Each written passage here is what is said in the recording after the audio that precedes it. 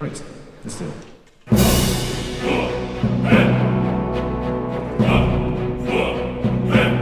I was really excited when we found out we were recording something for such an epic video game as Skyrim.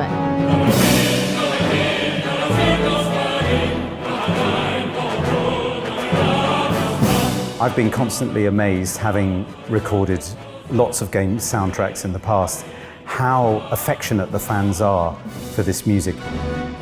This music is epic on a huge scale, and it's quite thrilling actually to hear the London Symphony Orchestra playing it.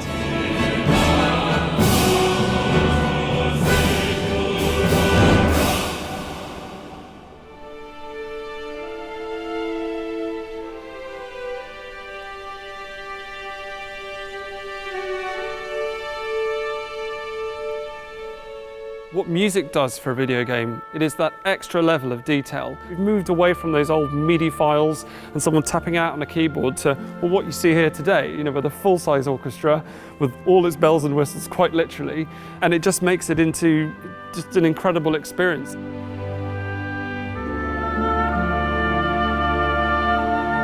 All this music's really familiar to me because I've got two sons who played this for years and years and years. They're in their 20s now. Actually, a lot of the time you turn up, you don't know the music at all, and then it becomes famous after you've recorded it. So it's quite nice to turn up to play something which is so familiar.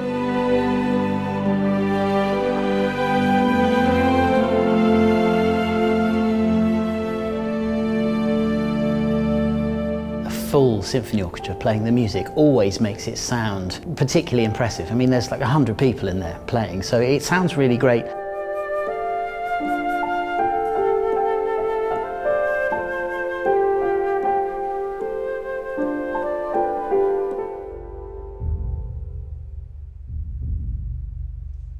I think probably the most challenging piece would be Dragonborn. I think putting those words together with that very strong, fast, visceral music is quite a challenge. Well, it's a bit difficult because I don't speak Dragon tongue. I think the word guttural is exactly how I'd describe it. In the first rehearsal, it was all very, very tame, but you've got to kind of think that kind of feral, absolutely visceral feeling, and then the music comes alive. The men of the choir start grunting and shouting and everything, and then the orchestra just lets rip.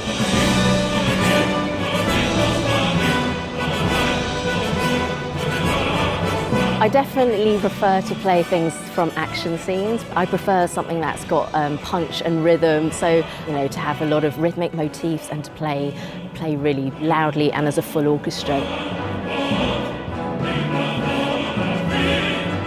I absolutely love those kind of big battle-y bits, and swords and breathing fire, and then at the end it has something perhaps a little bit more restful. It just covers everything in about 2.5 minutes, and it's great fun.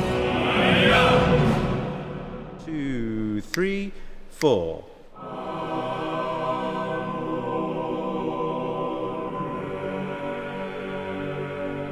I personally love the Sky Above, Voice Within because it's a cappella.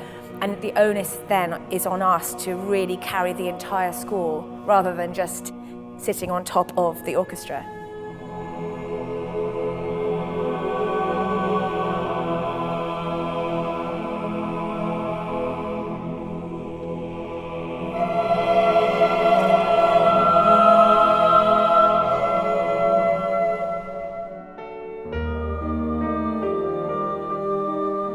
It's the kind of music that you walk out, we all walked out yesterday humming, and yet most of us haven't heard it before.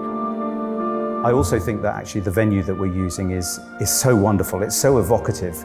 It's an extraordinary building here at Alexandra Palace, and it sits on the hill here in London. And in fact, this is my first time working here, so there's a kind of added thrill.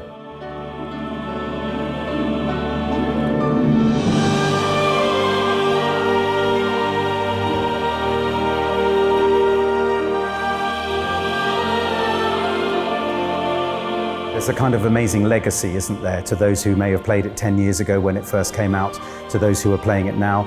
And I can imagine that in 10 years' time, you're going to have a whole new legion of players who are all going to be used to hearing this music.